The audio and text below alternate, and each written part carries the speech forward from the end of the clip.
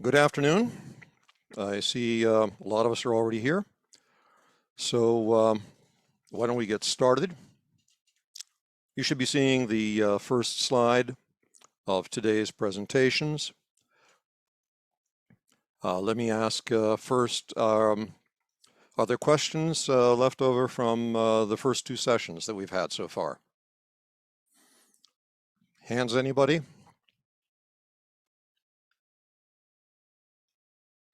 You are hearing me, right? One hand, a question perhaps.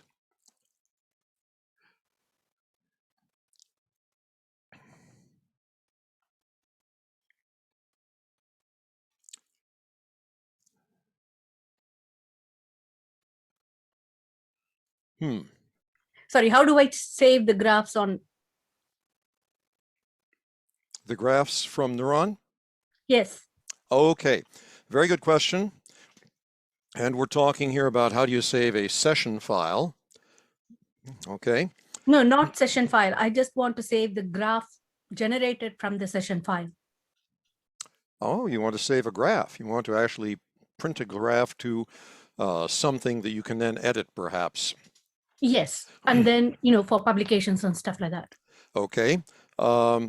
I believe there's actually information about that in the frequently asked questions area of the Neuron Forum. Okay. But let me tell you that there are a couple ways you can do this. One is you can print things to an iDraw file, and iDraw is a PostScript, an encapsulated PostScript format, which is actually editable by programs that know how to edit such files. One of them, I believe, is CorelDRAW, which hasn't been used for a long time by a lot of people. Last I heard, they were based in Canada somewhere, and I'm not sure they even exist anymore. Also, they can be edited with iDraw, which is Neuron's own built-in program for editing graphs. But usually what people will do is they will instead, they will very often either print out a bitmap if they need to take a snapshot of some graphical interface and use that, or if they have numerical data that their program is generating, they will probably print that numerical data to an output file of some kind, a text file, perhaps a binary file, perhaps a CSV file suitable for importing into a spreadsheet program or many of the graphical editor programs that are useful for scientific plotting. And that's the usual way it's done. People who use iDraw tend to be those who learned iDraw once and don't want to buy any other software. I like it because it works for me. We can cover that separately. I see a hand up from Robert. Go ahead and unmute yourself. Yeah, so I just want to point out also, so if you're using the GUI, under Window, in the pull-down menus under Window, there's an option called the Print and File Window Manager. And so what that does is it lets you select and lay out windows to print to a PostScript file. So I believe you use Mac. Preview is perfectly happy opening PostScript if I assume most people know how to open a PostScript file, and you can edit it and do it. And so that gives you a vector graphics-based representation of everything. And from the command line, it's also a single line involving the word print file to save to a file. Okay, thank you. Okay, thank you, Robert. We really haven't spent really much time on how you deal with graphics, and that's too bad, but we have to cut corners somewhere. We could have a special session just for that purpose, and it would probably take on the order of a half an hour just to make sure that people know exactly what they're doing, and maybe we should schedule that for some time in the not too distant future. We do have a lot of other stuff we need to cover, though, and so in the interest of that, I think right now in the immediate term, we should plow ahead. So this slide, I'm sure Robert is going to present more information about resources related to Neuron, but at this early stage, I need to say something about it. Definitely go to Neuron's own website, its own home pages, and click on the documentation link, and you'll find links to tutorials, the programmer's reference, the frequently asked questions list, all sorts of useful things. And we'll do that in just a second here after I get done with this one slide. The other place to look is for information is in the Neuron Forum, which I'm sure many of you are familiar with. If you're going to be using Neuron for significant programming effort, you might want to register for the forum now. If you're pretty expert at it already, you don't have to register for it, but if you want to ask questions, you'll need to be a registered person with the forum. Okay. The forum also has a getting started area, a hot tips area, and contains also announcements, things like new releases of Neuron, new courses or meetings that are of interest. Occasionally, when people are recruiting folks to their labs, they will ask us to post something on the forum, and that's perfectly fine. In fact, I was going to mention that I know of somebody who's done some interesting work, who is going to be is looking for somebody to collaborate with them. A fellow by the name of Chip Levy, L-E-V-Y, and this is on a project that has to do with learning and long-term plasticity. So I should just mention that in passing. And if any of you are postdocs or faculty interested in doing some collaboration with Dr. Levy on his project, I can give you more information about that. Just contact me separately. Okay. Now let's move on to the next slide here. And let's stand back from what we've been doing for the past couple of sessions with regard to building models, and let's just think about the task. So if you're building models, there are certain things you start out first with, and that first thing you start out with is a conceptual model, a hypothesis.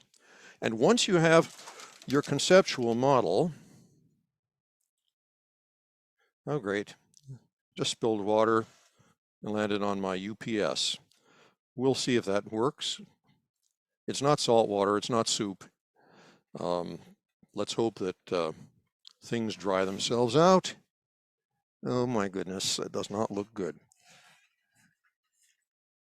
I was gesturing too widely, and let's see if that'll soak that up without causing a fire. A little bit there. Good, that might help. Okay, that's exciting. So if you're dealing with cell models, obviously your considerations are going to be, what kind of topology does it have? You have to establish its branched architecture first in your code, or if you're using the GUI. That'll be the first thing you do. That'll be creating sections and connecting them if there's more than one section. The next thing you're going to be concerned with is specifying the geometric properties of these sections. That is, are they going to be described as the classical length and diameter syntax, which we call the stylized topology or stylized geometry. And there you don't really have control over the appearance of your model, but you certainly do have all the control you need over diameters of branches. This works best for when you're doing things that are rather abstract. You're interested in sort of generalized neurons, okay, as opposed to a specific cell of a particular class. The other way to specify geometry is what's called the 3D specification, in which you actually write statements that say, that describe a section in terms of the XYZ coordinates of each point at which diameter was measured, and the diameter at that point as well. And the stylized and 3D specifications are well documented in the programmer's reference and elsewhere, so we won't dwell on those.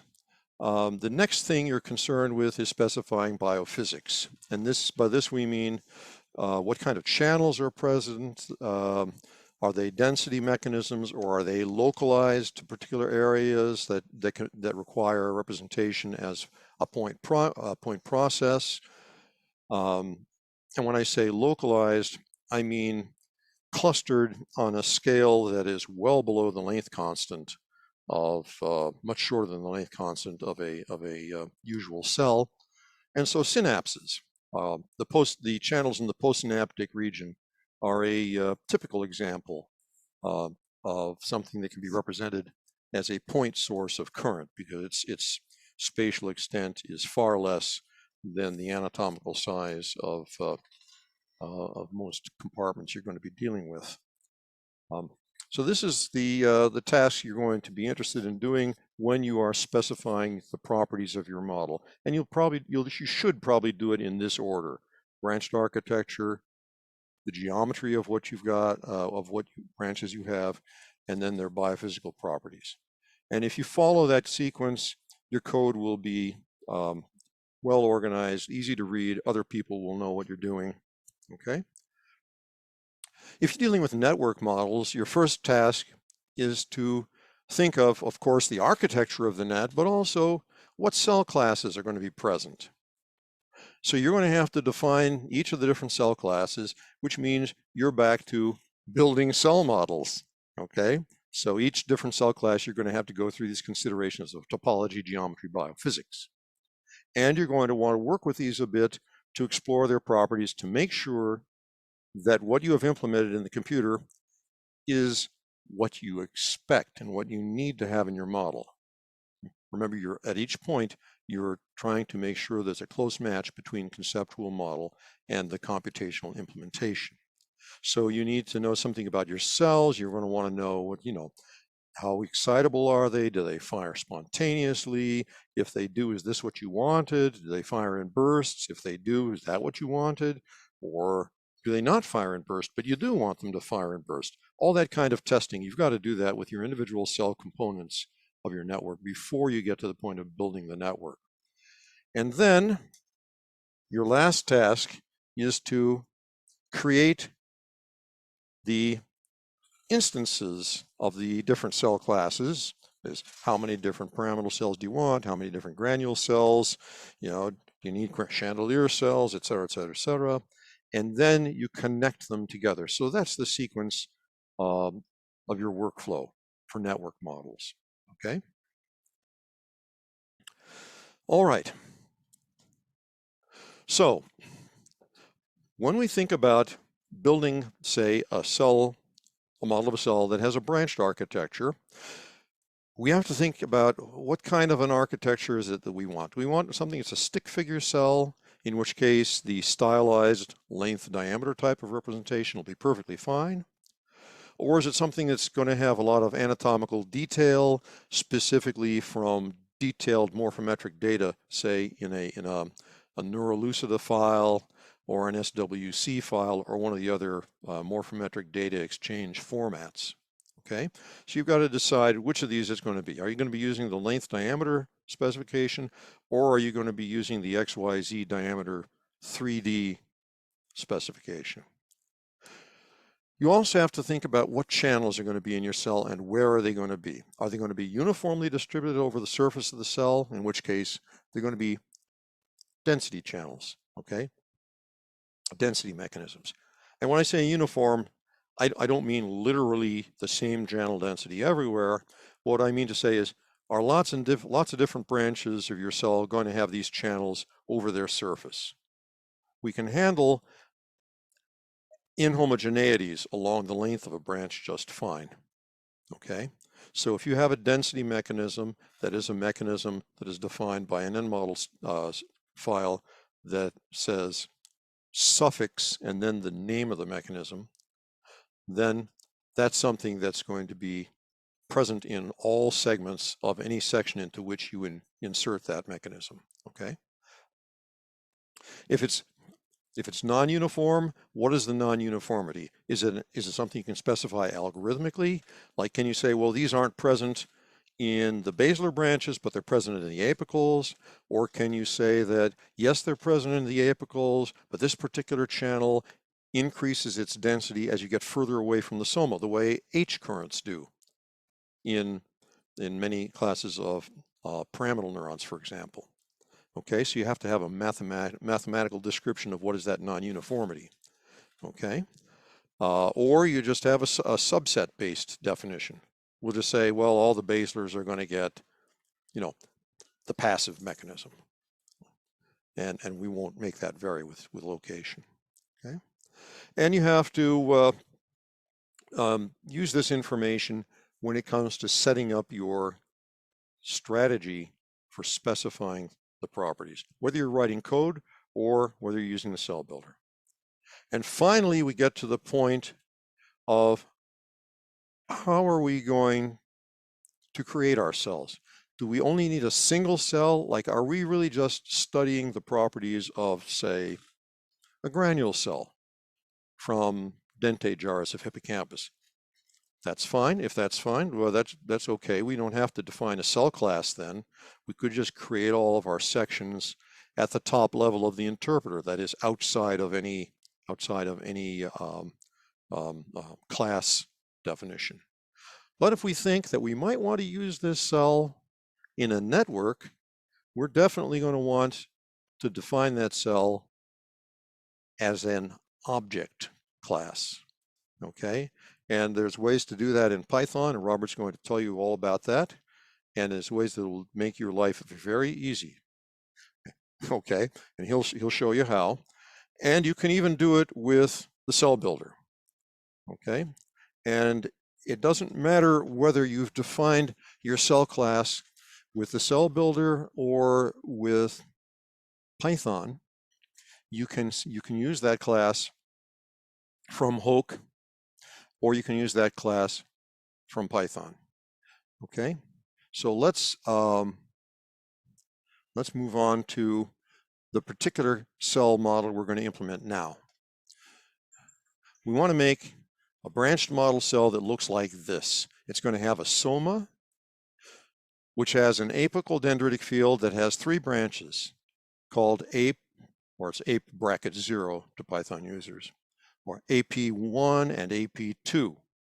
Okay, so this is like the primary apical trunk of a CA1 region pyramidal cell, or a layer 5 pyramidal cell. And these 2 branches you can think of as being like the apical tuft, or you could think of this ape2 as being like the apical tuft, and the ape1 as being somewhat like an oblique. If any of you are engineers and physicists and you've never looked at pyramidal cells, you don't know anything about their anatomy, you're going to have to start learning. Buddy up with an anatomist and take a course or so if you can. Okay. We want to have a basilar branch, and the basilar branch is attached directly to the soma, and so we'll have one basilar branch representing the entire basilar field, and we'll have an axon. So that's our topology of our model, and these are the geometric and biophysical properties we want to represent in our model. We want these to be described using the LDIAM syntax, and that's what the cell builder does when you do it the way we're going to show you now. And the biophysics will be standard Hodgkin-Huxley channel density for the soma and the axon. The basilar branch is going to get passive channel, and the apicals are all going to have what I'm calling reduced Hodgkin-Huxley. Now the reduced Hodgkin-Huxley mechanism has these properties defined here in this little asterisk note. So we're going to reduce the GNA bar and GK bar. Those are the channel densities for sodium and potassium. We're going to reduce those to 10% of the normal value, and we're going to change the Hodgkin-Huxley leak reversal potential to minus 64 millivolts, because that will give us a mechanism that has a resting potential of minus 65 millivolts, and our cell will have uniform resting potential everywhere. Okay? Of course, we have to make sure that the passive channels inserted into the basilar also have a reversal potential of minus 65 millivolts. Okay, so that's why EPAS has to have its EPAS set to minus 65. And we're going to be using mammalian cytoplasmic resistivity value. This is approximately, this should be an omega, not a W. Cheated by my fonts here. Okay, so we're going to be using about 160 ohm centimeters for the cytoplasmic resistivity. Squid axon is down around, 34 ohm centimeters, something like that. But for mammalian cells, it's around 100 to 200 ohm centimeters. And we're going to be using the standard specific membrane capacitance for our model cell. Okay. So how do we go about doing that? Well, we're going to use the cell builder, and there are other slides in this deck, but we've seen all these things before. So I'm just giving you, when I give you out this PDF, this is a PDF that you can pass on to somebody else you're working with, or you can review for yourself, and it'll take you through all the bloody details of doing all this graphical user interface stuff and setting up a user interface to run your model. Okay, and we're going to be doing that right now. Okay, so I'm going to set this aside because we've already seen these methods, and I will share a different part of my screen now, and we will work through this together, I hope. Portion of screen, share. All right. I hope you're seeing my screen. Good, thank you. It's good. At least one person is seeing the screen.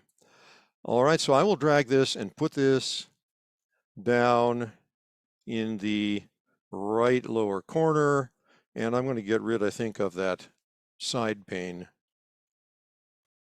so that we have room to work with. Okay, so there's all our parameters, and let's bring up a model cell. So I'm in my desktop in a folder I've called branched cells. Okay, so I opened a terminal, changed to the desktop, then created a directory called branch cells and CD'd into that. And you'll see I already have some PDFs and some other stuff in here. So I'm going to do Python 3 and just start Python. And then it's going to be from neuron import h, GUI. And there we have our graphical interfaces, neuron main menu toolbar. And what I need, I'm going to drag this off to the side here. What I need here is I need a builder. I need a cell builder. And there's my cell builder. And let me drag this. Oh, there we are. That's better. So here's my cell builder. And the first thing I want to do is establish topology. So I'm going to do something different from what the slides show, just because it's quick and I can get started doing something. Okay, so I'm going to start just making sections that look like this model cell. Okay, they're going to look like this layout of this model cell. First thing I'm going to do is this apical dendrite. So I click to the right of Soma. I go and put my cursor on the canvas just to the right of the Soma, and I click there, and you notice I get a little red circle, and I can drag this off to the side. Oh, it says dend. Isn't that nice? Okay. Now I'm going to click here next to that end, and you'll notice that it spawns a new thing that attaches automatically to the nearest 0 or 1 location. And now that's going to become apical 1 when I'm done. And I'm going to click here, and this is going to become apical 2 when I'm done. Okay? Now I want to make a thing called base. It's going to be the Basilar. I'm going to click, whoops, I got something there. I'm going to undo that. I'm going to click here, and I'm going to drag it out over to here, and that's going to be called base eventually. And I'm going to click here to make my axon, and you'll see how I immediately get this thing. And now I've got something that looks similar. All I have to do now is to move the labels to where I can read them better and then change them. Okay, so I'm going to move the labels. I'm going to move the Soma. I'm going to move Den 3's label there and Den 4's label down here. I'm going to move Den's label here, Den 1's label there, and Den 2's label there. Okay. Next thing I'm going to do is change names. So I want the base name to be AP. So I'm going to click on the base name button, and that brings up this tool, which has an editable field. I click in that field, I can backspace over it and type AP. And then I hit return, and now it says the base name is AP. So I can go down here now to say change name, click on the change name radio button, and then I can click on that. Whoa, I'm going to click on that. And I'm going to click on that. You'll notice how they're named in the order in which I had created them. This is now AP, this is AP1, that's AP2. Okay? Actually in Python, this would be called AP bracket 0, but Neuron Cell Builder takes the shortcut of not printing the 0. But in your mind, you should know it's in Python, its name of this thing is going to be AP bracket 0. In fact, its full name will be h.AP bracket 0. Okay? Now it's time to change the name of this to base. So I'm going to click on base name. I want to change that label to BAS, hit return, and now I'm still in change name mode, so I can click there. And then I'm going to change this thing to be called axon. Base name, axon, whoops, axon, and then axon. All right, so now everything has the proper name. I'm going to click on make section because it's easier for me to undo if I accidentally make a new section than it is if I do any of these other things like deleting sections, deleting subtrees, God forbid, or changing names. So now I have my cell configured in terms of topology. I will do File, Save Session, and I will say, I'll call this bcell.ses because it's a branched cell. Okay, I'm going to call it bcell just for the heck of it. In the tutorial, in this PDF, I may call it a different name. That's all right. I don't care. It's not going to matter to me. For our purposes, it's going to be called bcell.ses. Okay. So now let's go to the subsets page and let's decide what subsets do we need. Look here and see what are shared properties. We see that Soma and Axon both have Hodgkin-Huxley. We see that all the Basilars have reduced Hodgkin-Huxley. So we've got two different groups here. We've got the ones that are going to have reduced Hodgkin-Huxley. So let's make a subset that contains those. Okay. So I'm going to want to select these branches.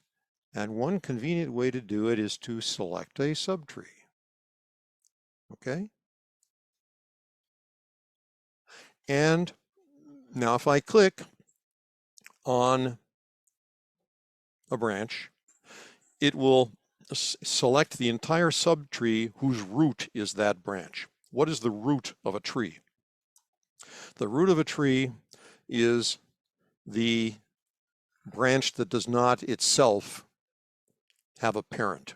Okay, so the root of this tree is ape because these are children of ape.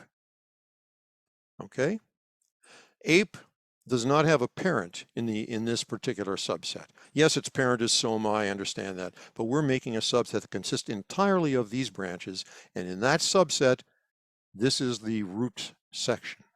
So I'm going to now call this section list apicals, or will I call them apical? Let's go here and see what I should call them, just for the heck of it, just to be right. It looks like I want to call them apicals.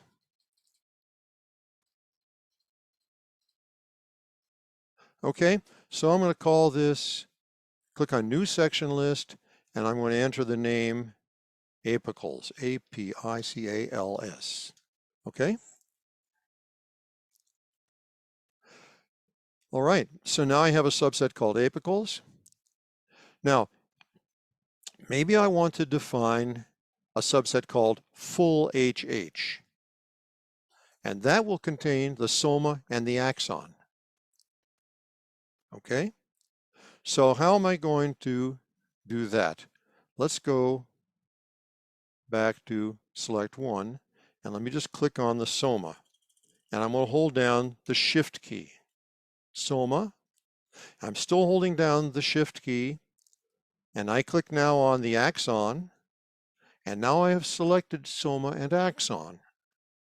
I mean, this is so much like selecting more than one word with Word, or selecting more than one object with a drawing program.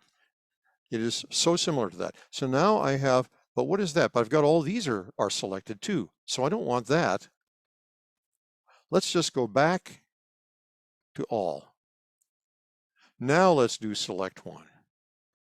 That's it, Soma. And now we click on axon. And now I have these two are selected, Soma and axon, and I'm going to call that, I'm going to call that full HH, just for the heck of it, okay?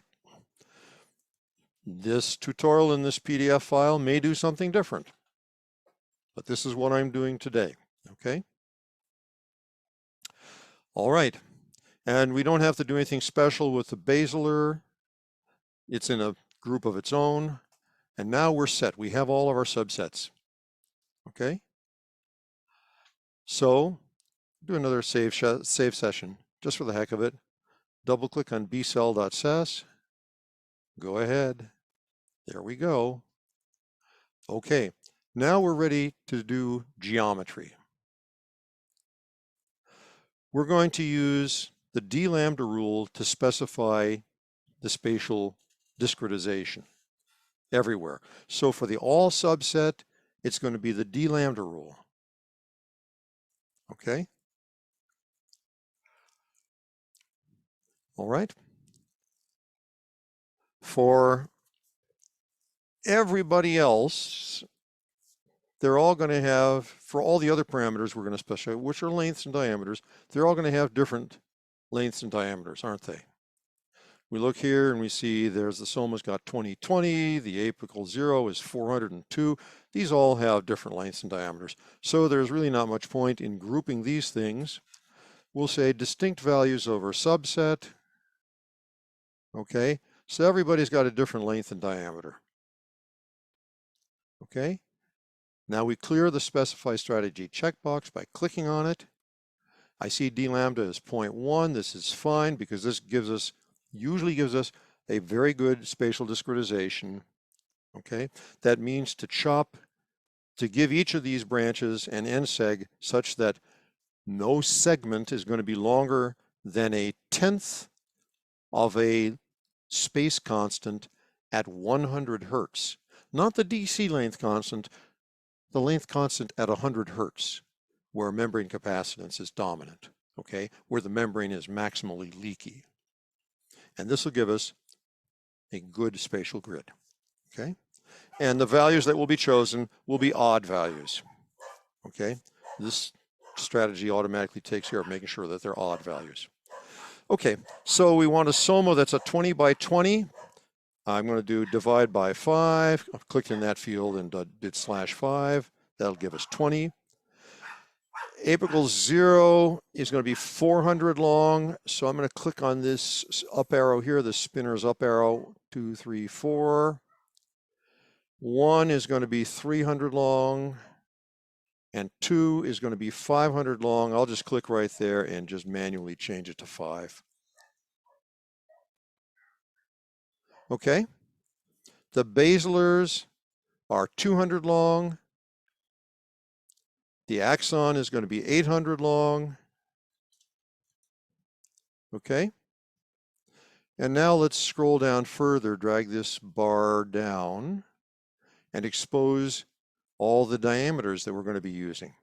The Soma is 20. The Ape 0 is 2. Both of the distal apicals are both 1 micron. The basilar diameter is 3, because it's representing a whole bunch of branches in parallel with each other, okay? And the axon diameter is going to be 1 micron. Okay, do another file save session just in case something happens and I screw up here. Go ahead. Good. Okay, what next? Next is biophysics. Okay, everybody's going to get the same RA and the same CM. The apicals are going to get Hodgkin-Huxley with a very particular tweak to its parameters. The ones called full HH are just going to get Hodgkin-Huxley. We're not going to tinker with that parameter. And the only thing that's left is basilar. We haven't said what we're going to do with the basilar branch. So I click on base and it's going to get pass. Okay, so now if we click on these, we see we've taken care of the apical field, taken care of the Soma and the axon, and we've taken care of the basilar branch, and we've taken care of RA and CM. So we know our complete strategy for specifying the biophysical properties of the cell has been set up, and now all we have to do is take care of the numbers. I clear that checkbox. I want RA to be 160.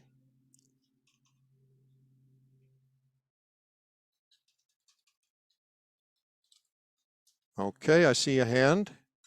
Go right ahead.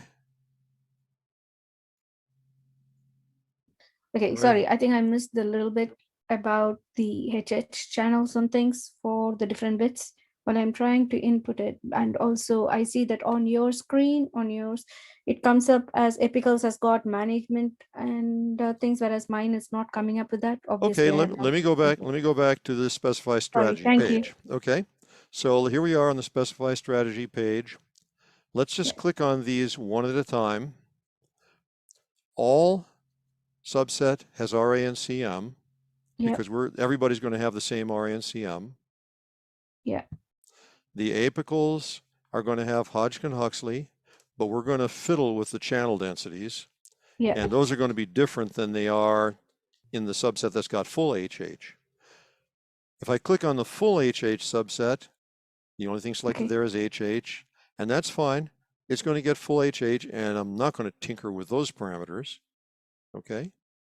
And the only thing left after that is base, and that's going to get pass. Right. I don't, So, you go ahead.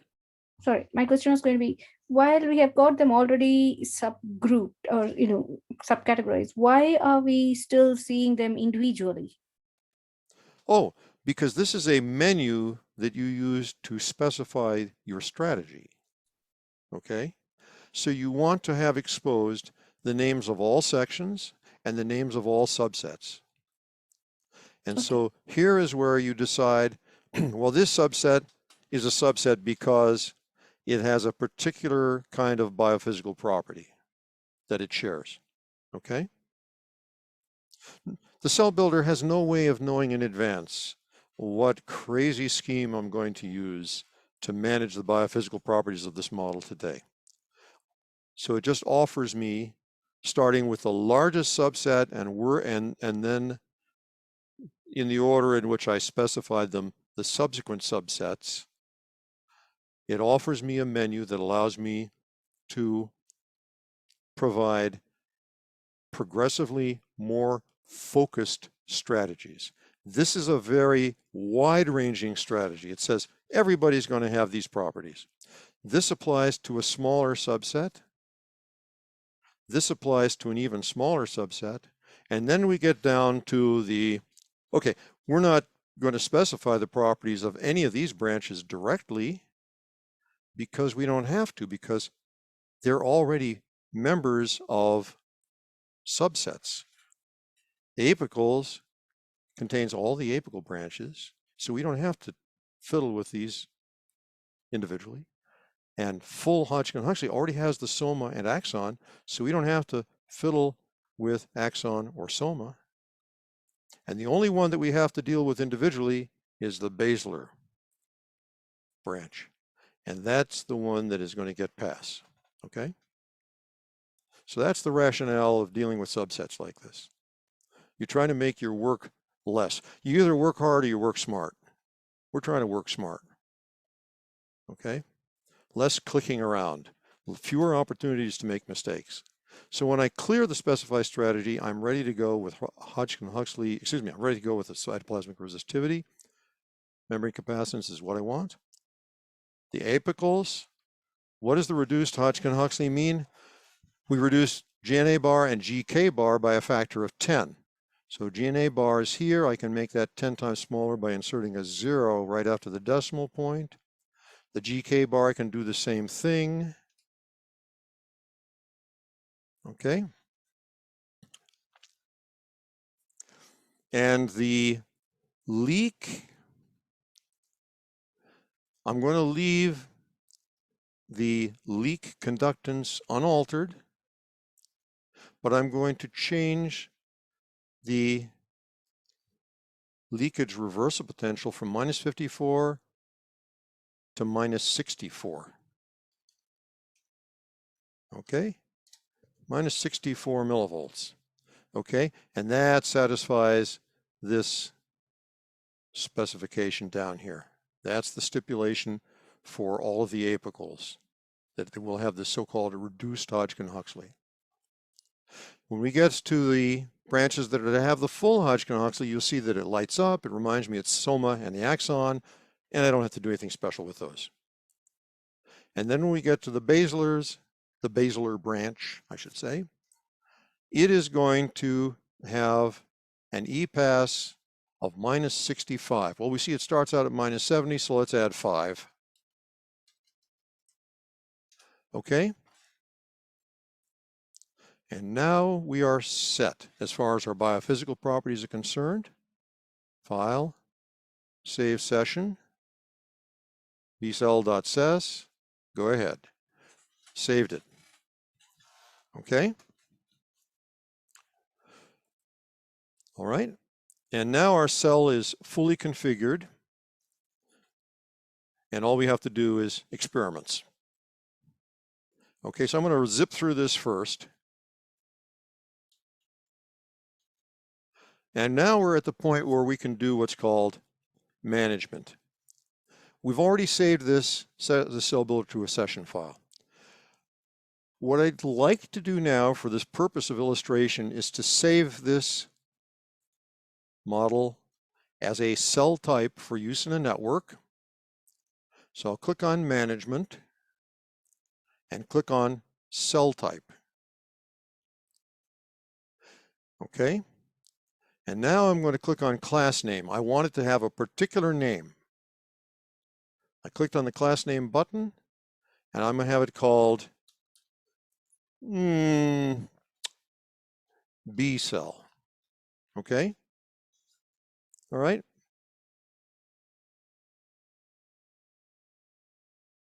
Accept.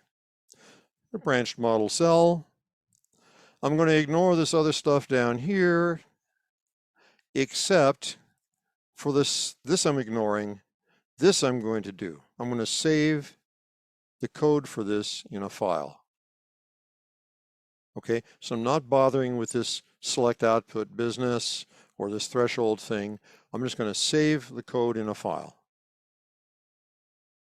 And I'm going to call it bcell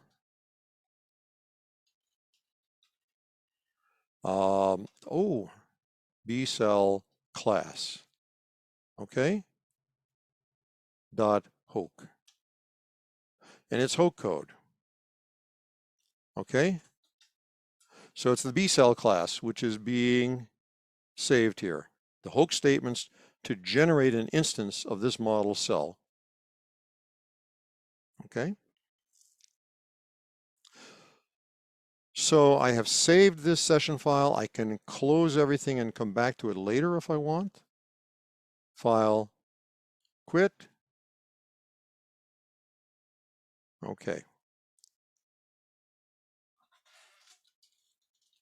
And let's see. bcell class.hoke, that is properly formed hoke code. And you can go and read it and study it, etc. if you want, especially if you're working with legacy code. You might want to look at that if you're working with old hoke code that somebody else used to define cell classes. But here's how we would use it if we were to use it with Python.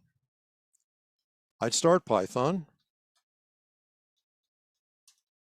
I'd do from Neuron import H. I might even do GUI. Okay. And now what I'm going to do is H load file bcell class hoke.hoke. Okay.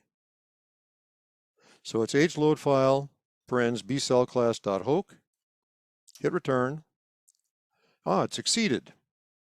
Do I have a cell? H topology. I don't have a model cell. Why is that? Because all I've imported is code that defines a cell class. If I want to make a new cell, I'll call it a cell test cell. Okay, I need to do this equals h dot b cell because that's the name of the class. Okay, it looks like it succeeded. It didn't complain. But let's see what happens if I use the up arrow keys to recover the command h dot topology. Oh, look, there we are. We have the teletype cartoon of a model cell. And if I do graph shape plot, there is a model cell. Look at that. Not only that, but we can do experiments on it. So what could we do? Let's make a run control panel just for the heck of it. I'm going to close that shape plot. I'll bring it back when I need it. I'll make a graph of membrane potential versus time. And what is this V here? What is this showing? Well, Hoke knows this to be the first section that was present in our cell builder's canvas. In that case, it's the Soma, okay? So we're looking at the Soma's membrane potential as a function of time. And if I click on init and run, I see this trace down here. And if I put my crosshair on that and run it back and forth, I see membrane potential is minus 64.99 something or other, okay? Close enough to 65, okay? And if I want to make a stimulus for this cell, who can tell me what is it, what's the name of the thing that I want to attach to it? I want to stimulate it with an injected current. Time is ticking away. Point process. iClamp. A point clamp. process manager configured as an iClamp. Yeah. Absolutely right. Both of you. Thank you much. So how do we do that? We do tools, point process, managers, point manager. And that gets us this thing, which I'm putting down here, and it doesn't have a thing that it's managing yet. So let's tell it that it's going to be an I-clamp. I selected I-clamp as the point process. Let's have it start at 1 millisecond, and let's have it last for a tenth of a millisecond. And let's just give it an amplitude of 1 nanoamp and see what happens. Init and run. Oh, look at that. Not much. Not much happened. So we need a bigger stimulus. How about 10 nanoamps? Ah, we got a spike. Let me look for threshold. Whoops. Excuse me, I meant to go 5. There we go. There we are. Oh, okay. That's kind of nice. T-stop of 25. And let's make a, oh, that's kind of cool. And let's do this. Let's do a shape plot. Okay. And let's use this shape plot to make graphs of membrane potential as a function of location along this cell. Okay. So I'm going to click on the menu box and scroll all the way down to space plot. Okay. And I'm going to click just to the left of this branch, which is the axon, remember? And I'm going to drag over to the distal end of this branch, which is what? Ape2, I believe, right? And now we have a plot of membrane potential along this path, which is outlined in red. Now, if I want to get it, what about these two branches? What if I want to plot the potential along the path from here to here, from the distal end of the basilar through the soma and apical primary trunk to the distal end of ape1? I click and drag like that, and I let go, and now I have a blue path that goes starting here at the distal end of basilar, through the soma, through the primary apical, and out into this side branch. Whether that's part of the tuft or whether that's an oblique, I leave it up to your imagination. Could you please repeat that part, the blue trace? Okay, well, what I did was, I'll bring up another graph. I bring up a shape plot, and the shape plot is a cartoon of the centroid of all of the cell's branches as seen from the side. So this is the XY plane. The x-axis is, as you expect, horizontal. The y-axis, as you expect, is vertical. And the origin of the soma is going to be at the 0, 0 coordinate right here. Okay? And if I want to plot a variable's value, a range variable's value, over a path through the cell, first thing I do is I look to see, is that the name of the variable that I want? Yes, it's voltage. I want membrane potential, so the V is fine. If it's not what you want, you use plot what? You click on the membrane, on the box, the menu box, come up to plot what, and you change it to whatever else you wanted, and then you accept. And after you do that, then the label there will change. Okay, but we want membrane potential, so this is fine. And now all we have to do is specify paths. So I click on the menu box and scroll down to space plot. And then to get a path that starts at the distal end of the axon and comes out the distal end of ape2, I just drag it like that, like a rubber band. Bingo. So I click on the canvas to the left of one distal end and drag it to the right of the opposite distal end that I wanted to go to. If I wanted, I could have had the path come up to here, but by clicking here and dragging up to there. But I wanted to go just this way. Now, if I also want to add the path that starts at the distal end of this branch and ends at the distal end of that branch, I click just to the left of this one and drag it all the way up to here. And Neuron figures out what I'm closest to, And it adds that path to the list of things that need to be plotted. And as you see, it sure looks like there's blue and red in this graph here. And in fact, it is. I will toss away this graph because I want to work with this one. This is the one I'm going to be working with. I'm going to close this shape plot. I'm going to close that shape plot. We don't need both of them. Don't need either of them now. And what I'm going to do now is I'm going to do view equals plot. And now we see that membrane potential at this point in time varies over a very narrow range over the entire length of the cell. Okay, so the range of membrane potentials is very small. And in fact, it's not going to be what the cell does during a simulation. So I want to change the y-axis scaling. So I click on this menu box. I come up over here a little bit and then come down onto the view equals plot side. And I scroll down to set view. I select set view. And the first thing that I see are the x-axis range.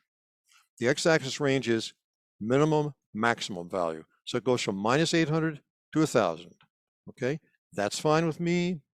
I'll accept that.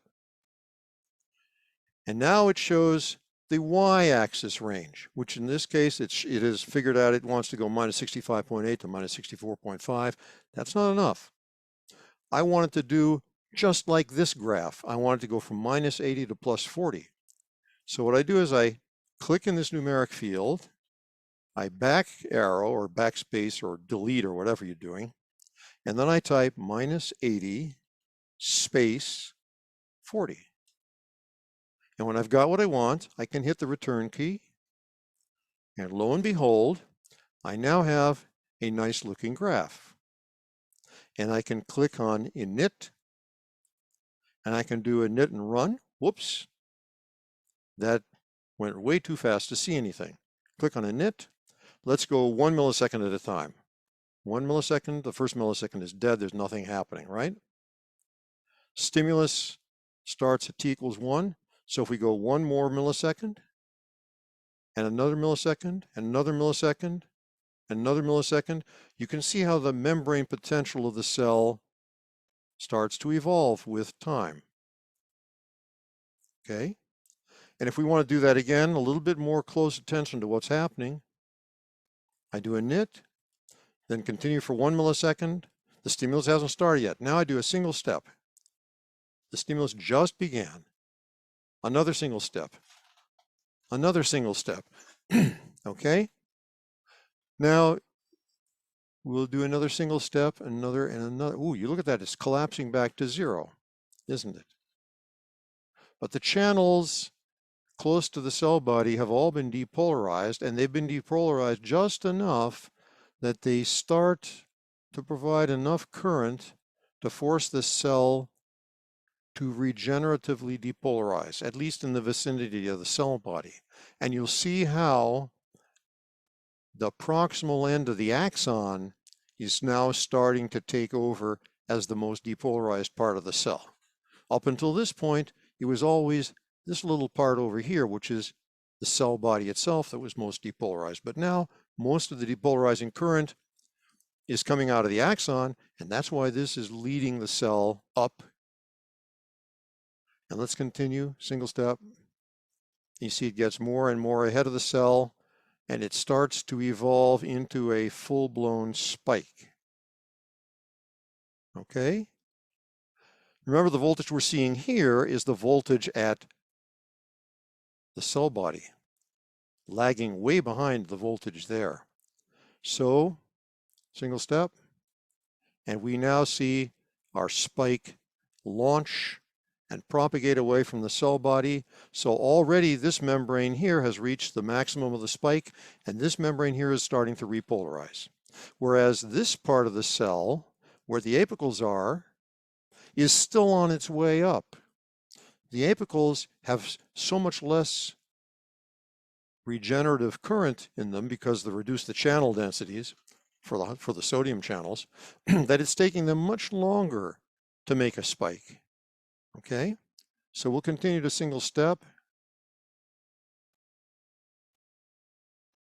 and we get a propagating spike that travels away down the axon very fast.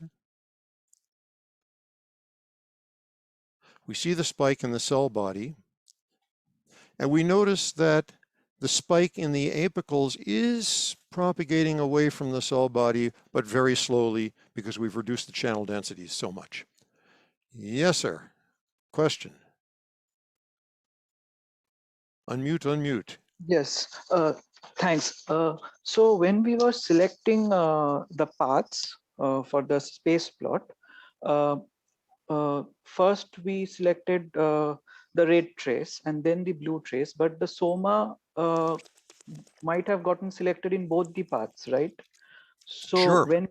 when we are observing in the graph, when we were discussing the potential in the Soma lagging, how do we know that right now the potential in the Soma is being represented by the blue trace and not the red trace? Well, it's not being represented by the blue trace and not the red trace. It's actually being represented by a portion of the blue trace and a portion of the red trace. The Soma is 20 microns Oh, long. zero plus. Okay, it's a distance plot. Yes, sorry. The Soma is 20 microns long. So Yeah. everything between 0 and 20 belongs to the Soma. Yes. Okay, and so if we come down here and use crosshair, we should be able to crosshair our way across the centers of segments. Oh, look at that. Actually, we actually get the 0 area nodes as well. There is a node at 0. That is the root of the Soma. And there's a node at 20. And if I go down halfway between them, there's a node at 10. That's the middle of the Soma, okay? And that's the membrane potential right at the center of the Soma, which is what we're looking at here. Observing up in the upper trace. Yeah, correct. Yeah. Thanks. And yes, exactly. And so it's being plotted in both of these. So I can start with my crosshair on the red, and I can go along here, and I can find my way to the Soma by starting on the red trace, or I could start on the blue trace, and I can find my way to the Soma that way too, because both paths go through the Soma. Okay? And both paths continue through the primary apical. And it's only when we get to this branch point out here do we finally get one that zips away in a different direction. Okay? Yes, thanks. Yeah. You're welcome. Okay, so there we have watched an evolution of a spike and learned a little bit about it. And interestingly enough, let's do that again. Let's take a look at what happens to the basilars. Very humble they are. They have no active channels. They're just passive. But look how closely they follow the membrane potential in the Soma. Look at that. Only when there is a huge axial current flowing back from the axon into the cell body, pulling the cell body's potential way up, only then does the basilar branch lag behind the cell body by very much. And that's only because there's so much longitudinal current flowing through that cytoplasmic resistivity that there is a big ohmic voltage drop. The only way you get a big potential difference over a short anatomical distance is if there's a fair amount of axial current, longitudinal current, flowing through resistive cytoplasm. And so we see this huge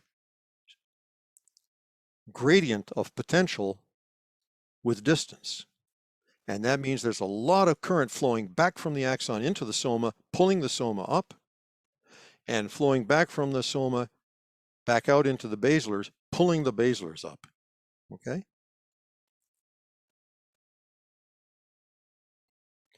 And only then do we see the basilars lag. If we wait a while, finally the basilars begin to catch up a little bit. That membrane capacitance is having to charge through all that series resistance, and that's why it takes so long. There's a lot of series resistance between the very depolarized membrane in the Soma and the membrane at the distal end of the basilar. And that series resistance is in the cytoplasm of the basilar branch. Okay, so On the way down, when things get slow, the basilar begins to catch up and finally gets close to what's going on in the soma. So you see that for low frequency signals, for slow fluctuations of memory potential at the soma, the basilars follow the soma extremely well. But for fast signals at the soma, high frequency signals at the soma, they lag behind. Okay, that's because of the series resistance of the cytoplasm and the membrane capacitance distributed along the basilars.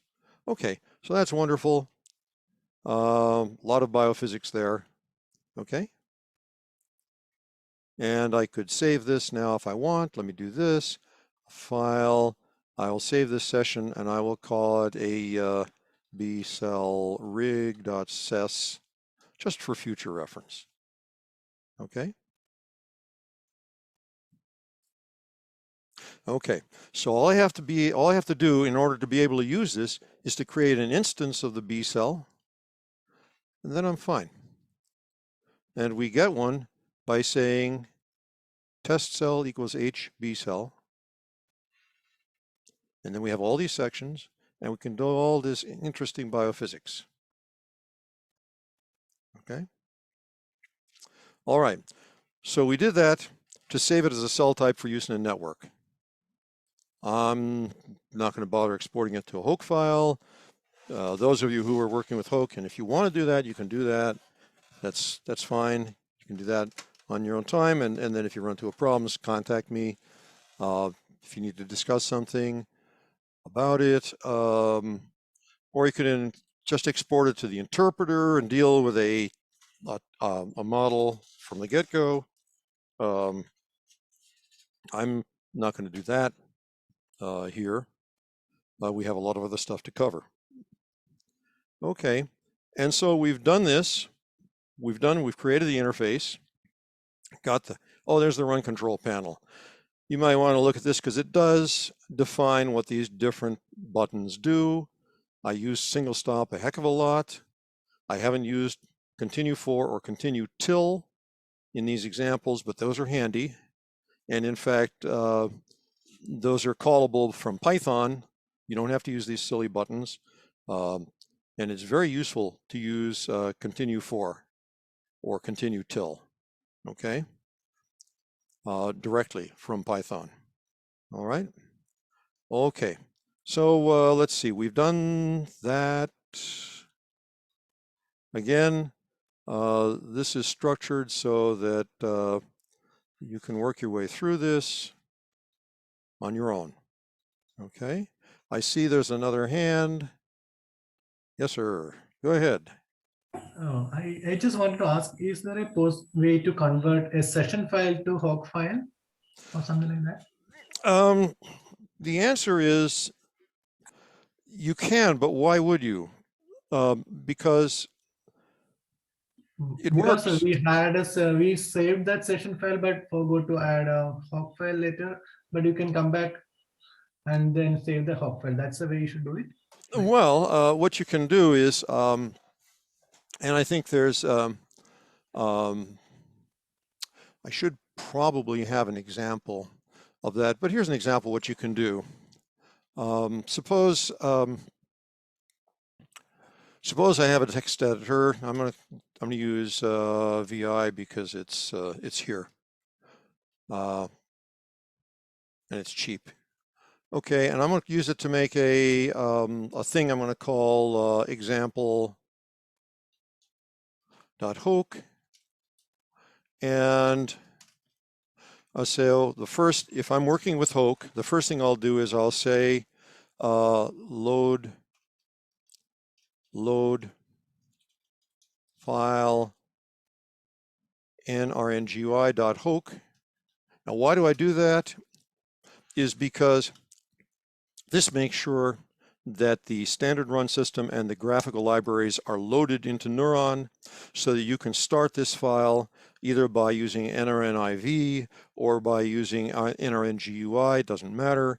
And I want to make sure that these tools are now available. So I include that if they've already been loaded, it doesn't hurt to execute that again. It's not going to make them be loaded over again. So now if I want to bring in my model cell, I could say load file bcell class.hoc. Okay, and I would say test cell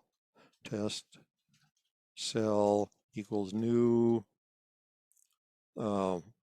B cell open close parens. Okay.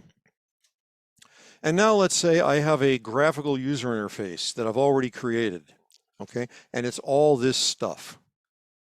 All right. Okay. Well, then I would say, well, I do have a graphical interface that I created.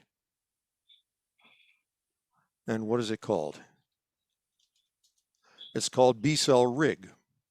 Okay, so if I want to bring up all of these graphical tools now, I have a model cell called test cell. It created all of the sections whose names appear in these graphical tools. Okay, and so I can now say load file parens, and it will be bcellrig.sys. Okay, and that will bring in all of these graphical things that I just created. And now if I want to do something fancy, I can have hoc statements here to do special stuff, okay? And I could bring in additional session files if I like, okay? So I can mix the stuff generated with a GUI with stuff generated by writing code, okay? And I don't have to bother creating things with explicitly with my own hoc statements. If I wanted to, I certainly can.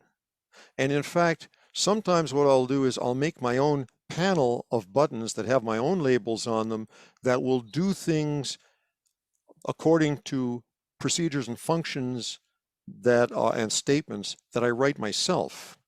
And this is when I'm working with, say, somebody who's an experimentalist, and I want them to be able to play with the model, and I just want to expose to them controls for very specific parameters that they want to fiddle with. And I don't want to expose everything else to them because, first of all, it'll overwhelm them. And secondly, they might change something they shouldn't have changed. And then the next thing you know, it's not working and they're not happy. So I oftentimes make a custom graphical user interface. And in fact, there are hoc statements which you can use, which will create these buttons with numeric fields that have memory, that'll remember what was the previous stored value, that will create graphs, that will place the graphs at particular locations on the screen. And you can use these, you can write hoc code that will do that kind of stuff and have it all controlled by buttons and widgets that you yourself are using. For that matter, I could have also done in Python. So the above the double line is hoc example, below the double line is now Python. I could have a Python file that would have said from Neuron import HGUI, and then it would have H load file, and it would have bcell class.hoc. Okay, and then I would say, simply with Python, I would say test cell equals h.bcell. Okay, and now test cell is an instance of the bcell class, and then I can have all kinds of Python statements to bring in. I could use other graphs, I could use matplotlib to generate graphs. I don't have to use Neuron's native GUI. Sorry, I wanted to ask, can we also load a session file in Python? Is it also possible? Yes, this is how I load it. By importing H and then by saying H load file. So that's a hook, and we can do that for the session file also with all the graphs and all everything. Well, if I had a session file, in this case, this was hook code, which was loaded and interpreted by Neuron's interpreter, and it did things to the Neuron's computational engine that added the ability of Python to know that there is such a thing that I can call this B cell thing as a part of the hook module.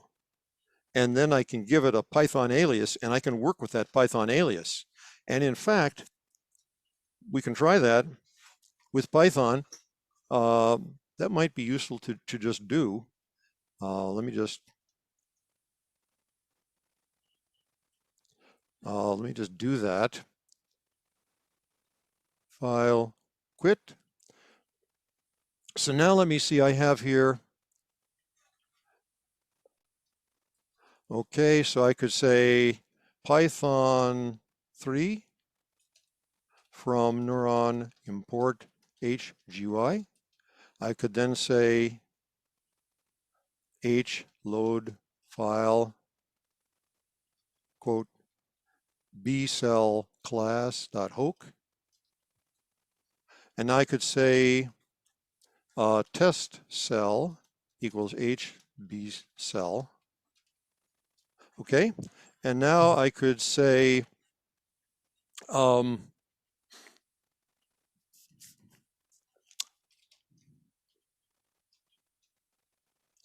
okay, and I can make a I can assign values to things. I could say test cell Soma diam, and I'll make that Soma 0.5. So it's the diameter at the midpoint of the Soma. Okay, and I can say Soma dot L. Okay, and I can treat this now as if I had specified test cell in Python. Okay, so I can ignore the fact that it was done with hook. Now, okay. I don't get all the richness that I could get if I did everything in Python, but I sure get 3/4 of it at least, and I don't have to wrestle with hook. Okay. That's nice. But can we also load the session file? That graphs etc. would also be loaded. Like if Well, you let's do that. Let's do that. Let's try that right now. We've got an instance of test cell, so let me try load file. Okay, and what the heck was what was the name of that thing? bcelric.sys. Okay, so let me see. Where am I? Tell me not that I messed up here. bcelrig.sys. Oh yeah. Oh yeah. And look, the son of a gun works. And if I want, I can go back here and do movie run. Nice. And there it goes. Okay. So all that slick stuff that you learn to do with the GUI is doable from Python. And even though you saved your GUI, your Neuron's GUI stuff to a session file, which is in hook, it's never going to be anything other than hook. It's not going to magically change to Python. But when you do hload file and then you say load that session file, what happens is Python makes the hook interpreter read and interpret and execute the statements in the bcelrig.sys file. And so hook interprets all that stuff and does things to Neuron's computational engine. Okay, so all hook and Python and the GUI are all interfaces, middlemen between us and Neuron's computational engine. And it doesn't matter what you used to set something, some data structure up or create some object instance in that computational engine. It doesn't matter whether you did that with a GUI or you did that with Python statements or with hook statements, because then you can come back and do something else. with the Nice. GUI or Hoke or Python. Okay, Maybe so maybe- everything that I'm doing with Python, I could have done with Hoke. Anything I do with Hoke, I could have done with Python. And sometimes I can mix the two because it's easier than having to re-implement something that already works. Okay, Okay, sure. Thanks a lot. Thanks a yeah. lot. And if I want to spend 90% of my time in Python, that's what I will do. But if I ever have to Yeah. actually stoop to use Hoke, that's fine. And you So hope also we use- can get the also Go we ahead. can get the graphs variable etc. into variables in Python, right? we can do which? The way voltage axis they plotted the voltage trace, that traces etc. The time axis and voltage axis etc. can be taken out into Python variables, right? When you Um, run compilation. We can we can actually take the values and if we want and store them in arrays and read those arrays and deal with those arrays as if they were done with Python. Yeah. And we can record. We can use vector recording to capture the time course of these things. Robert's going to talk about all this stuff. Okay. Okay. And then it's all you can do it with Hoke, you can do it with Python. If you capture a vector with Hoke, then Python can read that Hoke vector and treat it as a Python vector. It's no cost, doesn't occupy any additional space, doesn't take any extra time. Okay. It's all very nice and flexible and robust. Okay. Nice. Thanks. You're welcome. Okay, so we've done this, we got our user, and it worked. We've done the movies. Okay, now we're starting to get into the interesting things here. Robert, are you still with us? Yeah. Good. Let me ask you a question. I'm going. Are you going to be actually showing the import 3D GUI tool at all, or are you going to be dealing entirely with Python? I hadn't made a final determination. I could go either way. I think Okay. at some point everybody needs to see the GUI tool, but if you want to do it, go ahead and do it. Okay, because there was one example of something I'd like to do, a couple things I'd like to do, that one of them isn't going to step on anything, and the other one I just want to make sure I wasn't stepping on something. Okay, so the cell builder is very handy, not just for building a model you've already thought about, but what if you are dealing with, say, detailed morphology that you got from somebody? Okay, let's say you know an anatomist who's got some really nice morphology files, and would like and you'd like to use that morphology for some reason or other. Let's say it's a human cell or something obtained from a surgery, a surgical resection or something, and you have some questions you want to address. Okay, so the question is, how do you go about doing that? Robert's going to show you how to import morphometric data from morphometric data files, and what kinds of pitfalls can occur in those files. But let's say that you've managed to get some of that data already into your machine, and it's sitting there, and you look at it, and you've got this cell, but nobody has defined subsets, and it's kind of ugly looking to you, and you really want to use it, but how do you go about defining those subsets? Because we already saw that they're useful with this simple, what is this thing that we had? We just had 3, 4, 5, 6 sections in it. It was handy for our toy cell that had 6 sections. Imagine how using subsets could be useful in a cell that may have hundreds of sections. Well, okay, I'm going to get us an ugly cell. All right. So one of the ugliest cells in the world is in this thing called Neuron Demo. So when you run Neuron Demo, you get this panel. Whoops, you get this panel up here. And one of the demonstrations is for a pyramidal cell. Now this has to be the saddest looking pyramidal cell I think I've ever seen. I don't know. Do any of you people do any morphometric reconstructions or know about cellular anatomy from your own personal experience? I mean, this thing just looks terribly amputated all over. And I think the reason is, I think it was from a silver stain.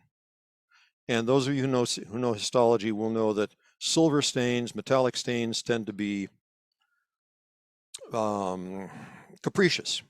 They don't fill some cells at all. They only partially fill most cells that they do stain.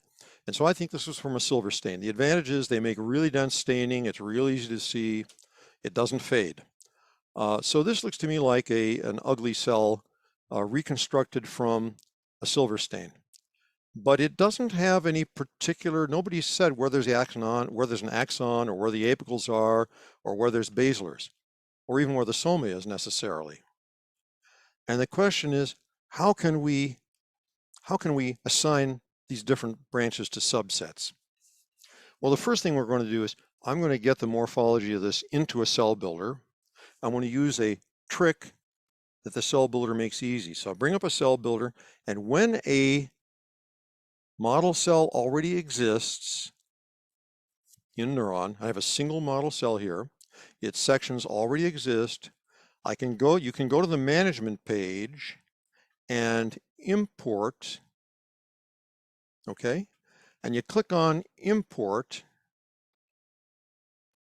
top level, go ahead and import, and there you get the morphology, the topology and geometry of that cell. You don't get the biophysical properties, but you get the topology and the geometry. And the names are as ugly as can be. I think they were automatically generated. Not only that, but they're all on top of each other, and it's making it hard to read. So I'm going to click on Turn Off Indexed Name Display. Okay, so the only time we're going to see a name is if it's the first instance of the name. So like Soma 0 will be shown as Soma, dendrite, you know, the different dendrites may have a name shown, but not all of the others. Okay, and the other thing I'm going to do is well, you'll see a lot of these are shown as circles. And if I zoom in on this, zoom in. By the way, I did that by clicking on menu box, scroll over to the secondary menu and come down to zoom. And then when you select that, you click just to the right of your shape and you draw away from, you draw it to the right to make it bigger and draw to the left to make it smaller, okay? And if you want to translate it, click in there again and you come down to translate, then you can click on the canvas and drag it up. So you'll see there are some circles here. I want to get rid of those, okay? All right, so now I have this thing in here. And what exactly is it? And where are the branches that constitute the basilars and the apicals and the axon? Well, I want to work with this all by itself, not with all this other stuff. So I'm going to click on the print on window and select the print and file window manager. That's in the Neuron main menu toolbar. And the print and file window manager shows you a red box here, which is a virtual screen. This is like a shrunken version of what I'm looking at on my computer, my entire desktop. Okay? And one of these boxes here corresponds to my cell builder. So if I wiggle the cell builder around, drag it by its grab bar, you will see which one it is. You'll see it is box labeled 9, this one over here. So I'm in select mode. If I select box 9, I click in its outline. What pops over here is box 9. And that corresponds to the cell builder. Now this is called a page layout area. And if I wanted to print this to a printer or to a PostScript file, I could click on print to printer or print PostScript or print iDraw if I wanted to make an iDraw file. But I don't want to do that. I want to save a session that will be, oops, I just killed my window that I wanted to save. Let's go back and select it again. And there it is again. I want to select that all by itself as a session file. Save it as a session file. So session, scroll down, and if I say save selected, it will save a session file that will recreate just the window whose outline appears there. So I do session, save selected, and I will call this a ugly cell.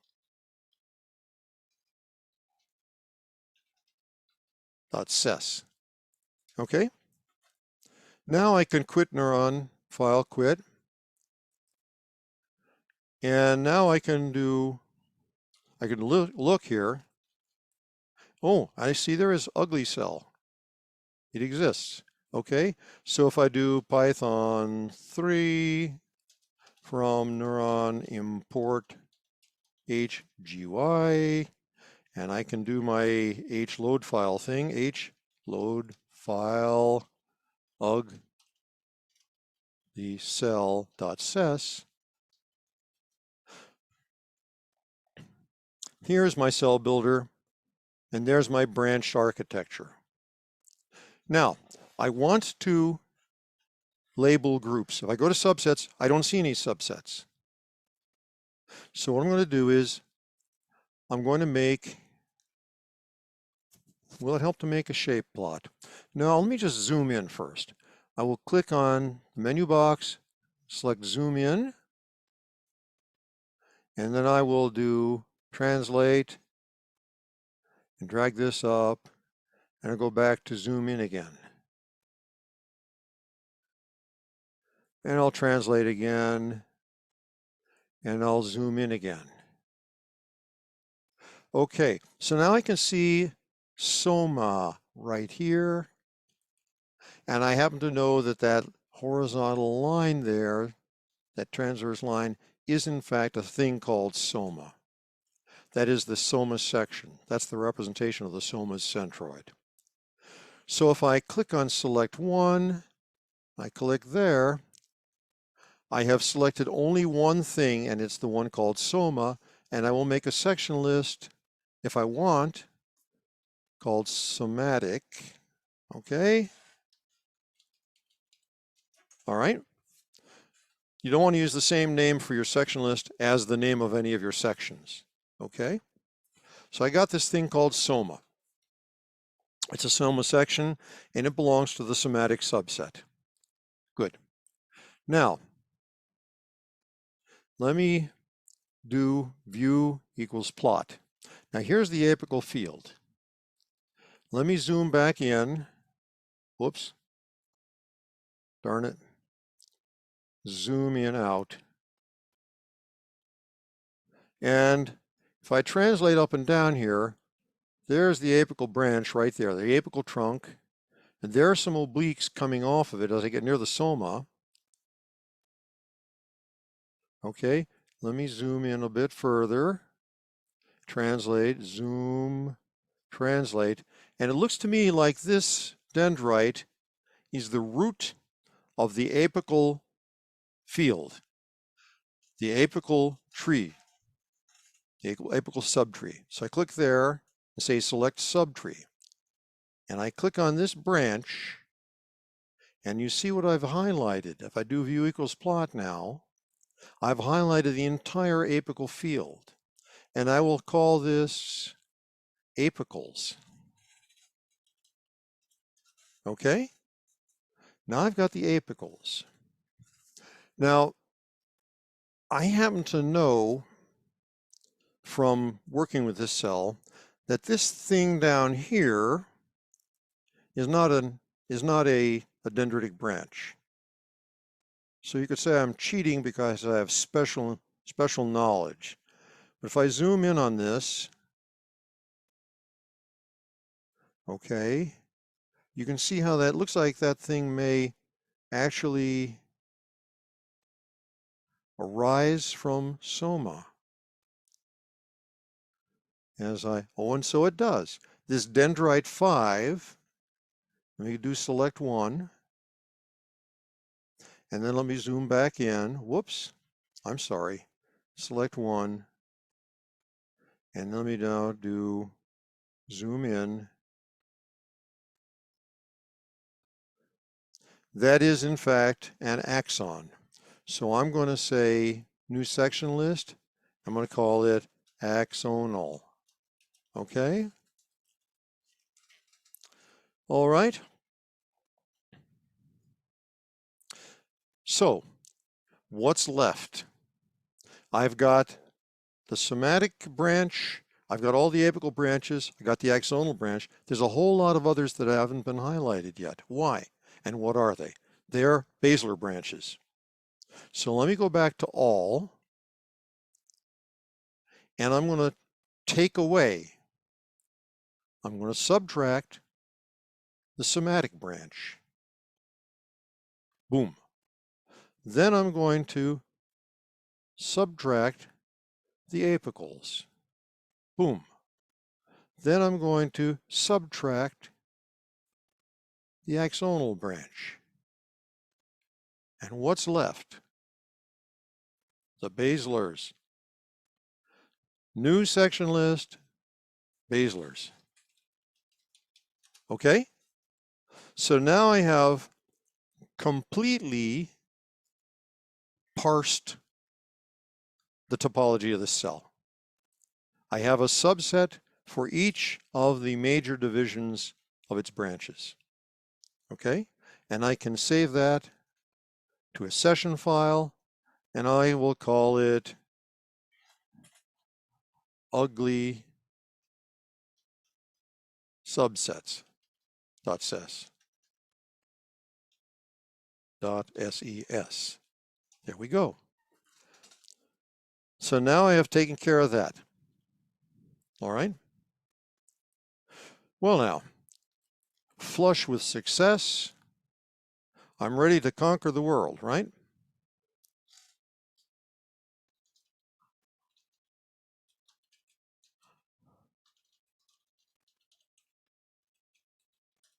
Well now, sometimes the world throws you a curveball. And sometimes when you get morphology, you get really, really nice morphology. But you get more than you bargained for. So let's try this one that's in this file. This is a NeuroLucida data file. And we're not going to look at the contents right now, but I'm just going to start Neuron Python 3 from import HGY, and then I'm going to use import 3D. Now, the import 3D tool is very powerful, and you can do a lot of damage with it if you import garbage morphology. There's a lot of caveats involved in all the morphometric data files that you find in the world, because believe it or not, people don't all do the same kind of experiments. Robert's going to, so they measure different things, and when they're doing morphometric reconstructions, sometimes they don't get the data you think they should get, but that you really need. Robert's going to cover some of these gotchas. There's too many of them for me to go into today. He's got a great presentation on this. I happen to know that this particular data file is a good data file, so we're going to use it without going through the usual, well, the whole usual kabuki dance, okay? But just because somebody else seems to have their little corner of science under great control doesn't mean that it's all nice and clean and works perfectly, okay?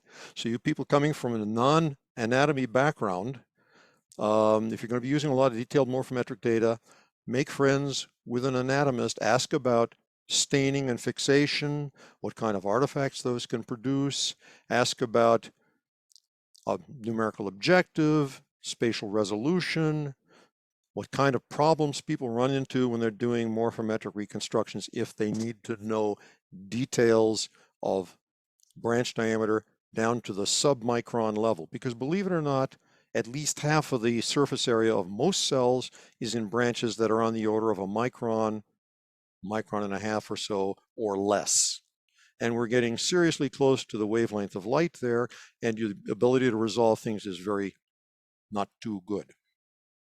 Okay, so here's the import 3D file. I'm not saying that you're going to set the field back by using morphometric data or damage your career irreparably. You just have to know what to do, you know, just how to do it right. So let's choose a file, and it's this one here. It's the 111.200a.ask, and we read it. And the first thing we see is all the data points in this file, and these data points are of the form XYZ coordinate and diameter, and maybe a notation as to what the nature of the point is. Okay, whether it's a branch point or whether there's a spine attached to it or something else. Okay, but we're interested in the XYZ diameter part of it. So let's get rid of all those blue dots. Okay, and this thing looks like a big wad of red lint. Okay, extremely complicated branching. It doesn't look anything like any cell I've seen. You may not see it at this resolution, so I'm going to zoom in on it right now, just to give you an idea.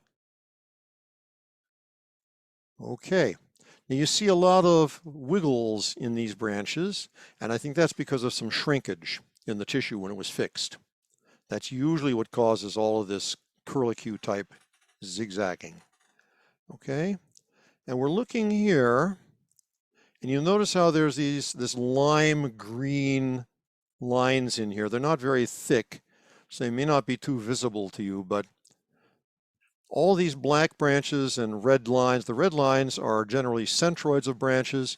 These green things indicate that they're what the proximal ends of these branches are attached to. And you'll see this outline. This is the outline of a cell body.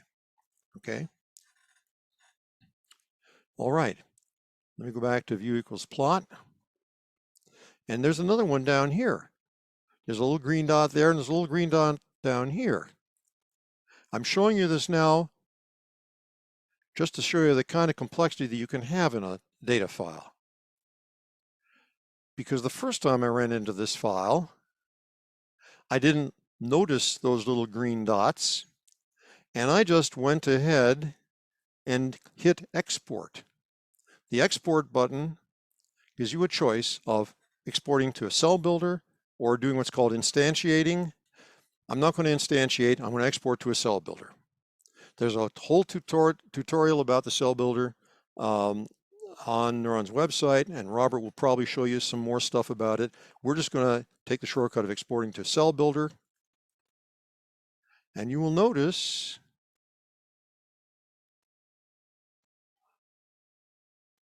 I got 2 cell builders. Now, I didn't stutter when I hit that button. It turns out there really aren't 2 different model cells here. If I do view equals plot and view equals plot, and boy, are these ugly. They don't look like anything I've ever seen. And why is that? Because when I look at most cells I'm looking at, I'm not getting to see the axon. And the person who did these reconstructions was very meticulous to trace out the axon branches. So most of this tangled stuff here is axonal branches. Okay? It looks different here because the cell builder takes a shortcut of drawing straight from the 0 end to the 1 end and ignoring the fact that there's a lot of wiggles in between. It just does that because in the bad old days, it was too computationally intensive and the graphics were too slow to draw all the wiggles. But the reason for all this complexity is because these things have axons. And that's good in a way.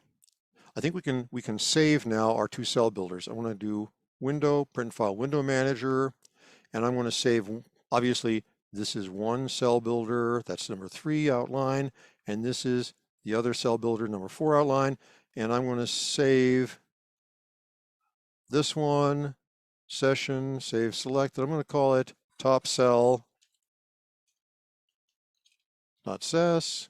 and then I'm going to clear by clicking in the outline. And then I'm going to select that one, and I'll do session, a save selected, and it'll be bottom cell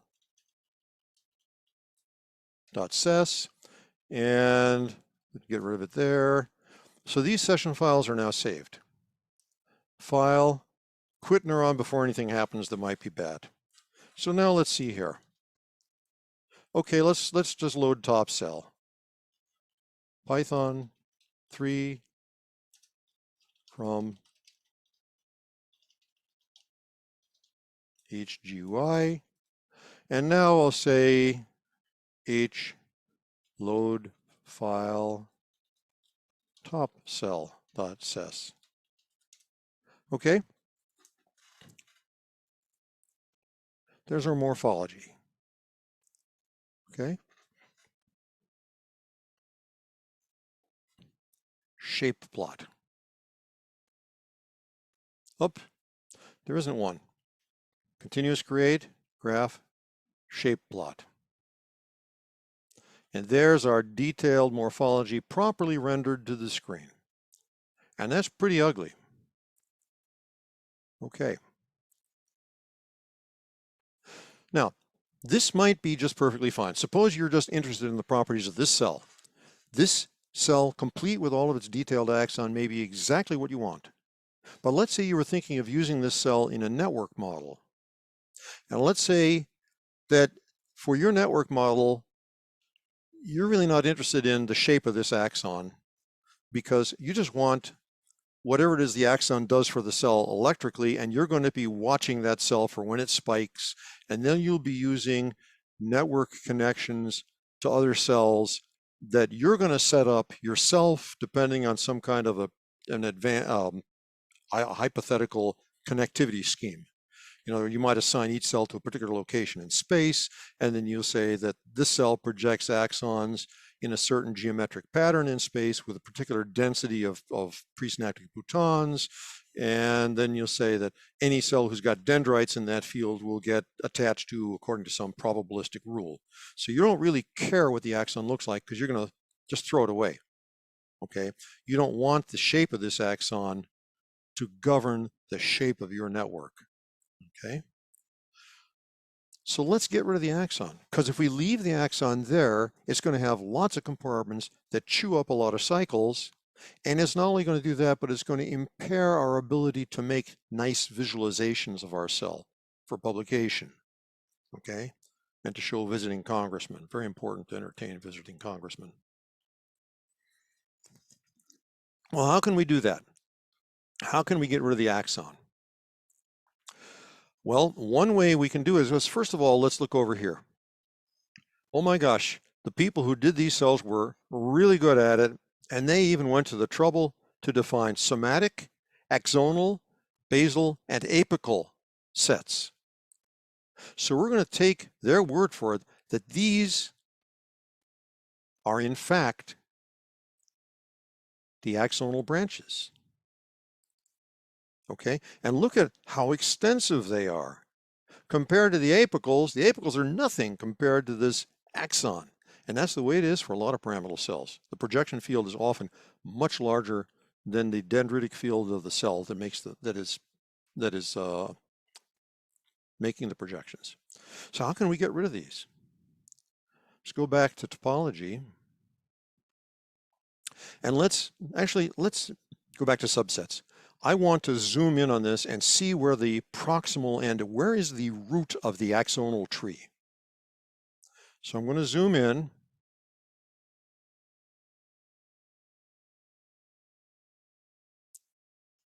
Zoom in. Zoom in. So there's the soma represented as a line, a centroid. And there's the midpoint of the soma, and you'll notice there is one branch that attaches to the middle of the soma. That's not really an attachment, that's just one thing overlying another. These are at different locations along the z-axis, okay? This red line and this black line. There is only one thing. This has got to be the proximal end of the axonal branches. It has got to be the root of the axonal tree. Let's go back to topology. That's it. How about I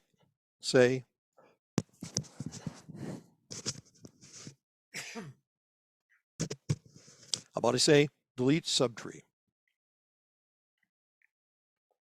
Keep our fingers crossed.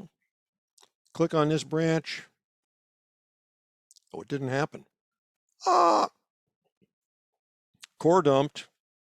Okay, well, the problem there is Neuron had already created all those branches, and in trying to delete them all, it ran into some type of a problem. So I'm going to have to do this again. I'm not one to take no for an answer.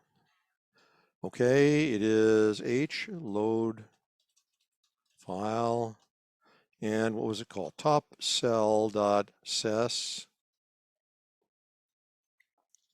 There's topology. There's view equals plot. That's our cell. Zoom in. I'm not turning on continuous create now. Okay. I'm going to go back to the Soma. Okay, there's the Soma. I'll go to the subsets page. I'll select axonal. It's that same branch. I'll go back to topology. I will do delete subtree, and that's the branch I want to delete. Done. Let me go back to make section so I don't delete anything else. Now I click on view equals plot, and there's our weird cell. Subsets, basal, apical. Very strange looking cell. Okay? But at least we got rid of the axon. There may be an angle, a projection in space that gives us a more normal looking cell. We might look for it, graph, shape plot. I'll try 3D rotate.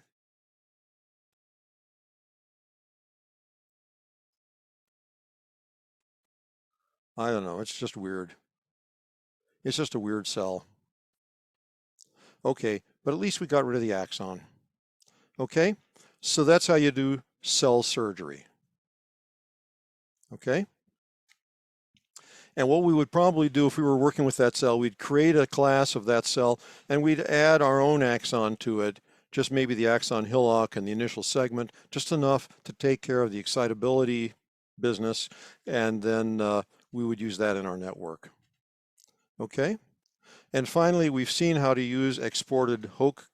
We saw how to use exported Hoek code in Python. We've done that. So we exported a cell class definition implemented with the GUI, and then we loaded that with Python many slides ago. Okay, so what else? Yep, cell surgery using exported Hoek. There we are. Okay, so now we have homework. Homework rears its ugly head.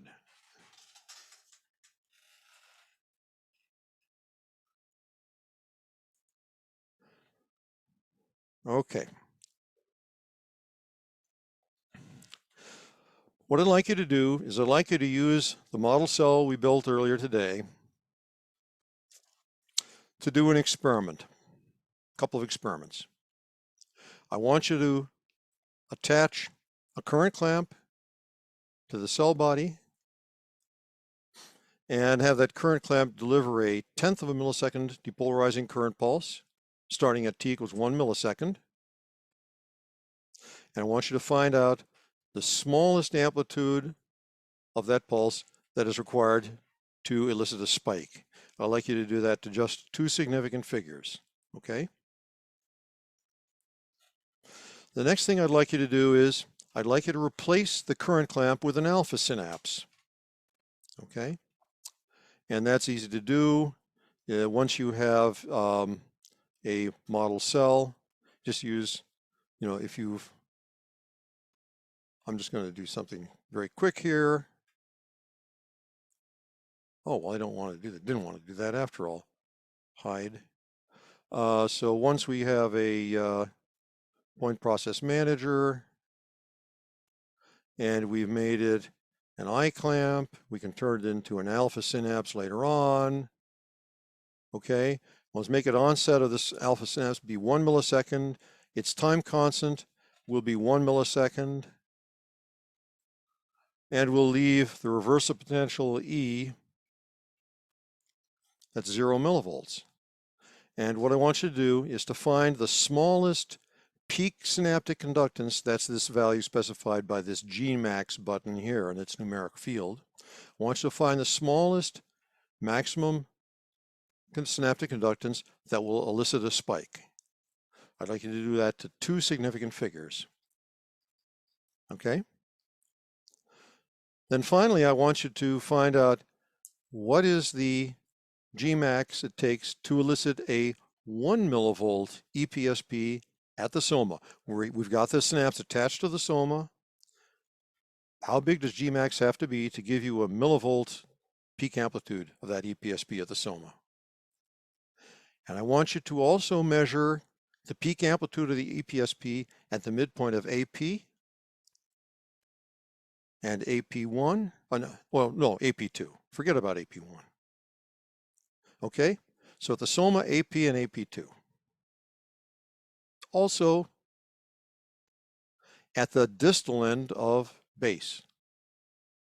Okay, so you're going to generate a 1 millivolt EPSP here. You're going to do that by adjusting the Gmax. And once you've done that, you'll read the peak amplitude of the EPSP here, here, and out here. And that will be the fraction of the EPSP that spreads to those 3 locations. Okay? So that's for an EPSP happening at the Soma. How much does that affect these other dendrites? There's page 2 for this. Next thing I want you to do is to move the alpha synapse to that location, the middle of AP. Don't change its time constant or its onset or its reversal potential or Gmax. Leave all those alone. This will be the same as if you picked up the synapse and moved it bodily to the middle over here. Run a simulation, measure the peak amplitude at this location, and also measure the peak amplitude at the Soma to 2 significant figures. Okay? And I want you to do the same thing at the middle of AP2. Move that synapse to the middle of AP2. Run a simulation. Find out the peak amplitude of the EPSP here at the middle of AP2 and at the middle of the Soma.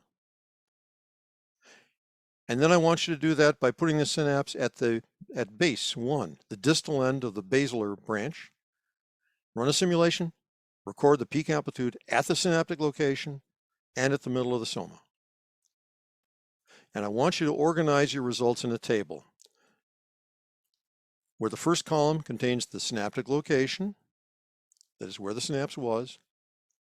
The second column shows you the EPSP amplitude at the synaptic location. And the third shows you the name of the downstream location. Okay, and in this case, it's for the first one we did, which would be synapse at the Soma, measure, and the downstream location is here, middle of AP5. And I want you to record here the EPSP amplitude you observe there. Okay, so for each of those locations, okay, Soma, AP5, AP2.5, and base 1. Once you've got that data, I want you to look at it and, in your opinion, does that excitatory synapse act more like a voltage source or does it act more like a current source? If it acts like a voltage source, the peak amplitude where the synapse is attached should be independent pretty much of where the synapse is attached. A voltage source delivers the same voltage regardless of what the load is. So even if the load is big like it is at the Soma, or a very light load, which it would be out here where you're injecting, trying to get current into this very thin dendrite, it would give you the same local EPSP. So attached to the Soma would produce a 1 millivolt EPSP here. If you just move that synapse out to here, if it produces a 1 millivolt depolarization here, then it's acting like a voltage source. If it doesn't, well, you expect the input resistance out here to be bigger than at the Soma because this is a very narrow branch and it has a very narrow path to the rest of the cell. In which case, the EPSP should be much bigger than when the synapse was here. And that would suggest the synapse acts like a current source. Then I want you to summarize what is the range of EPSP amplitudes observed at the Soma, and what's the range seen at the synaptic locations? Which of them has more variance? It's not going to be hard to see. This will be bloody obvious. You won't really have to calculate variance. You'll just be able to look at the numbers. And this third one, people with physics or engineering backgrounds may immediately know what this means. Others who don't, here's the idea. If we attach our synapse here and record there, and we observe X millivolts here, then if we swap where the synapse is located and where the recording is located, so if we move the synapse out to here and look at the voltage there, if there's reciprocity between these two locations, we would expect to see X millivolts here. So if we inject a millivolt here and we got a half a millivolt there, if we move that synapse to here, put the same synapse here as had been there, and look at the Soma, we'd get about a half a millivolt there if there's reciprocity, okay? And reciprocity is a characteristic of linear systems, all right? There's all kinds of examples of reciprocity. It's not just in electricity, but there's other domains of physics in which reciprocity occurs, okay? And it's a very important characteristic. So this is something for you people with a background in electrical engineering or physics can probably relate to, and it'll give you some new thoughts, maybe. Especially when you realize that the properties of the alpha synapse we were using are very similar to those of an ampaergic excitatory synapse, which is what your excitatory synapses in your head are, by and large, okay? So are those synapses in your head acting like current sources or are they voltage sources? And is there reciprocity in cells as long as signals are relatively small? And 1 millivolt EPSPs are relatively small.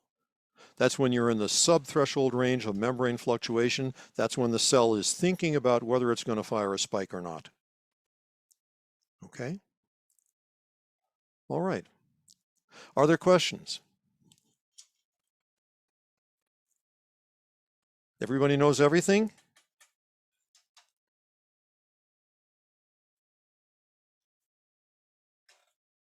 Okay. I look forward to seeing you on Tuesday. If you have other questions, don't hesitate to contact us. We will still be looking at the Slack workspace. And I hope you have a great weekend. And we'll see what comes up on Tuesday. And with that, I think I will stop the recording and stop sharing. Bye-bye.